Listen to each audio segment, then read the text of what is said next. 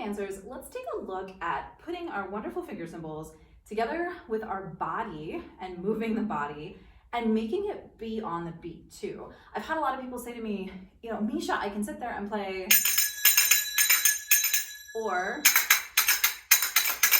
but as soon as I start to move, it gets complicated. And that's, I think, because a lot of times we teach these patterns and you get really great at playing them, but we may not actually put the pattern itself with the actual movement or the count of the music. A lot of times what happens is we just say, okay, now play it and dance. And there is a very organic thing to that happening. It's really, really awesome, but some people really need it broken out. So let's take a look at that. So first of all, if we're just doing singles and you think about just walking and we step right foot, right leg, and then left foot, left leg. So right, left, right, left, right, left, right, left. Honestly, if you're having trouble playing your finger cymbals consistently, and what I mean by that is making sure that whatever sound you're wanting to get on your finger cymbals is consistent. So right there, I wanted to get a ring. If you're playing that, if you're doing that and you're getting like it's all, and right there, that was the wrong hands, right? So if it's not consistent, this is a great study to just practice and work on in the body. Let's go through that a couple more times and we can practice the different sounds with just walking. So checking in with our posture, making sure everything is nice and aligned. Let's just float our arms out. And as we take a step, we'll play the corresponding hand. So right foot, right hand, left foot, left hand. And let's try a ring. So right, left, right, left, right, left, right, left. Now let's back up, doing the same thing, but let's try our clack, right? So for that, we come together. Right, left, right, left, right, left, right, left. Good job. So each step we take will get a sound. When I step with my right, that gets a sound. When I step with my left, that gets a sound. I'm not trying to do anything else because that might make it too complicated for me, right? So I'm just keeping it nice. So I'm bringing my arms up so you can see them, but I'm just keeping it nice and simple. So right hand, right foot, left hand, left foot. And I'm also intentionally trying to make it ring. So I don't want to get a clack, I don't want to get a clink, I want a nice clear ring, right? Now let's try it with that clack. Right, left, right, left, right, left, right, left, and let's back up. Right, left, right, left, right, left, right, left. That's a great way to just practice moving your body with the finger cymbals. All right, great. Hopefully now you've run through the walking with the singles. Now, we don't play singles very often. I do as a soloist, but in my troupe, we typically don't. When we're improvising, we typically don't. So a lot of times we'll play threes. Sometimes these are called triplets. So depending upon who you ask, they might be called the gallop or the longa, but I've also heard that referred to as a repetitive three with finger cymbals that has a slightly different rhythm. For us in Global Caravan, what we're playing is 1, 2, 3, 1, 2, 3, just over and over again. But what's really important to understand is that's not the beat of the rhythm. So even though I might be saying 1, 2, 3, 1, 2, 3, really, if I set my hips to 1, 2, 3, 4, if this is the rhythm of the music,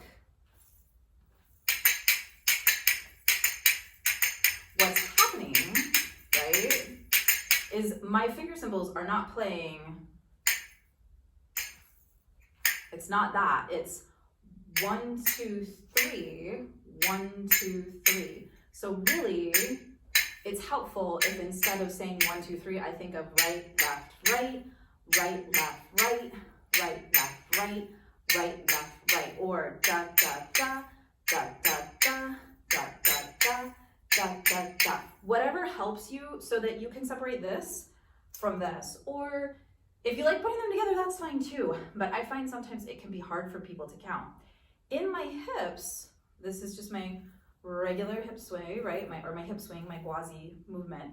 My hips are going 1, 2, 3, 4, but my finger cymbals are playing.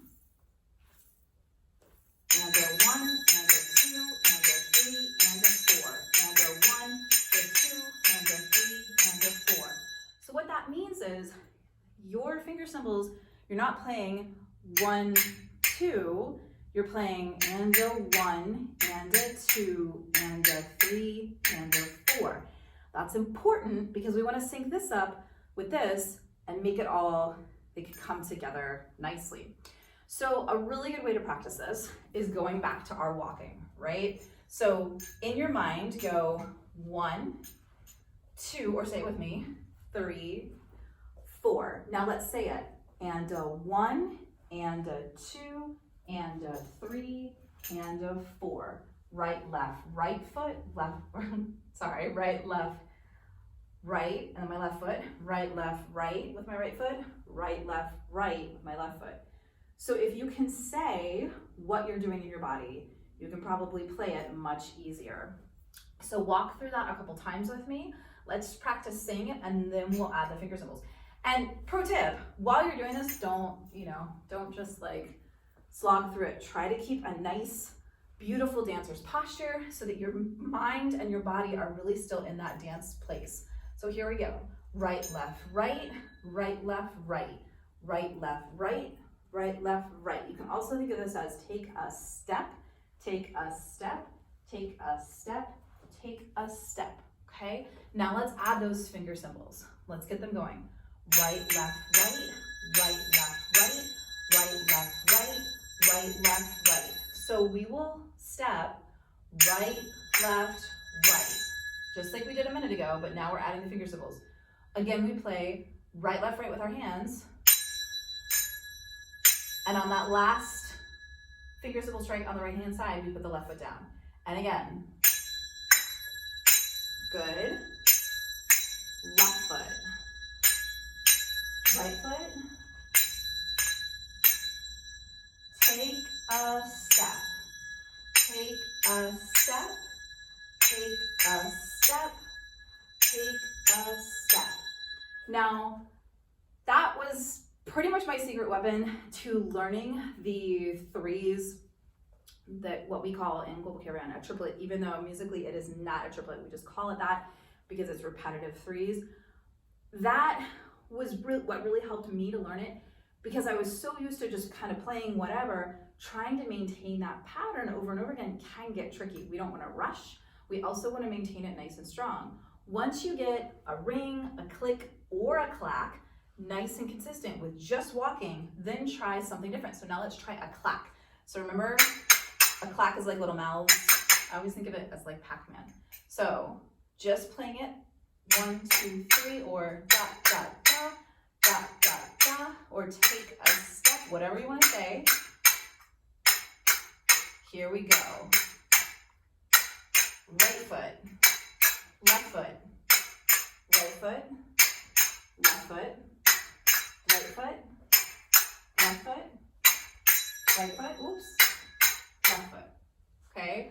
And so you can see, like, when you're just playing over and over and over again, there's a really good chance that you're gonna have a couple of flub ups, and that's totally okay. But what we really want to cultivate is for you to be comfortable playing these no matter what movement comes out. Once you get comfortable walking with it, take a really simple move, like hip bump or gwazi, something where your arms aren't having to do anything and it's just like one part of your body, there's not a lot of layers. I really just like right, left. I really love this move for this.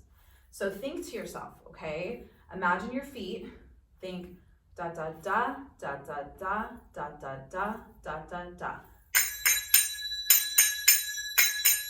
Try it with me. Right hip, left hip, right hip, left hip, right hip, left hip, right hip, left hip. When you get comfortable with one sound there, change the sound.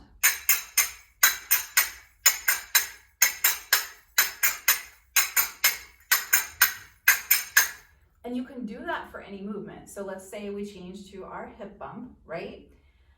First of all, think about the movement. What's the count? 1, 2, 3, 4. So think right, left, right, right, left, right, right, left, right, right, left, right.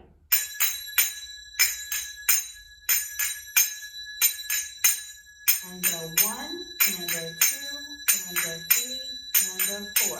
Now if I wanted to switch from there to the next move, to the move we were just doing to Gwazi, the transition would be stepping onto this hip and letting it go out, right? So let's just think, and a 1, and a 2, and a 3, and a 4, and a 1, and a 2, and a 3, and a 4.